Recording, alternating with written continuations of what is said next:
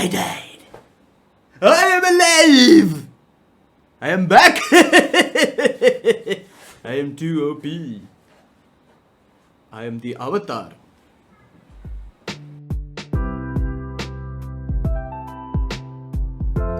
Castlevania is a show based on the popular game that we all know. It's actually quite fun. It was interesting to follow these characters and their stories around medieval Europe. Shameless plug. Check out our podcast on Castlevania right here, which I'm not present for most of it, but that's okay. There are a lot of things we like about the show. For example, the action sequences are beautifully animated. But we have a few issues. And now that we've drawn you in, it's time to strike! If you haven't seen the show, you have time to go watch it now before you continue on this video. We'll wait. Spoiler alert! Let's talk about strength, powers, and abilities.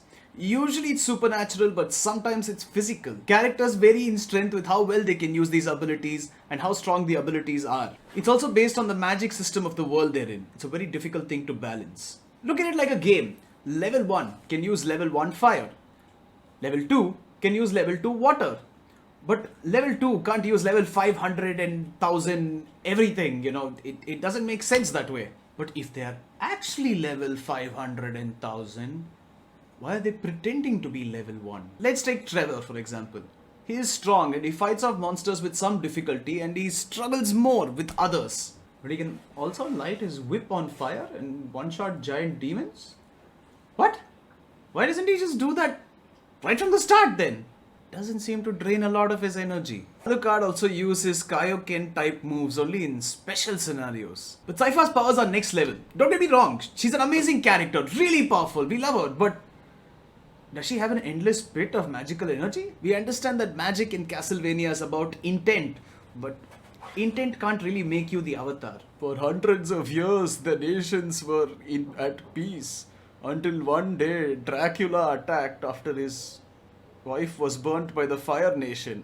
Sypha basically flies around throwing fire and ice at everybody, but at the same time she can't stop a half-dead demon from flying back to warn Dracula. She can't fly over to help Belmont fight death. Like, even Alucard can levitate and he just stands there. I understand they tried to create like a final boss type of scenario, but it should still make sense. Just because it's in the game doesn't mean it can be in the anime. It almost feels like a betrayal. Like, oh, you could one-shot demons all along? Then why didn't you just do that from the start? Were you waiting for like a cool moment?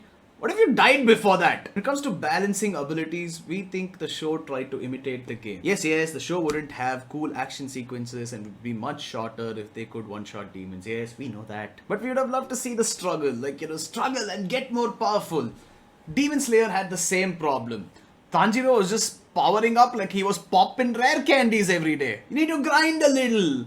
Go into that grass, find some Pokemon, beat them to not death but until they faint, which is a lot more humane than death. That way when they get back to life, you can beat them again. RPGs are no fun when you can one-shot the end boss. Show us the grind.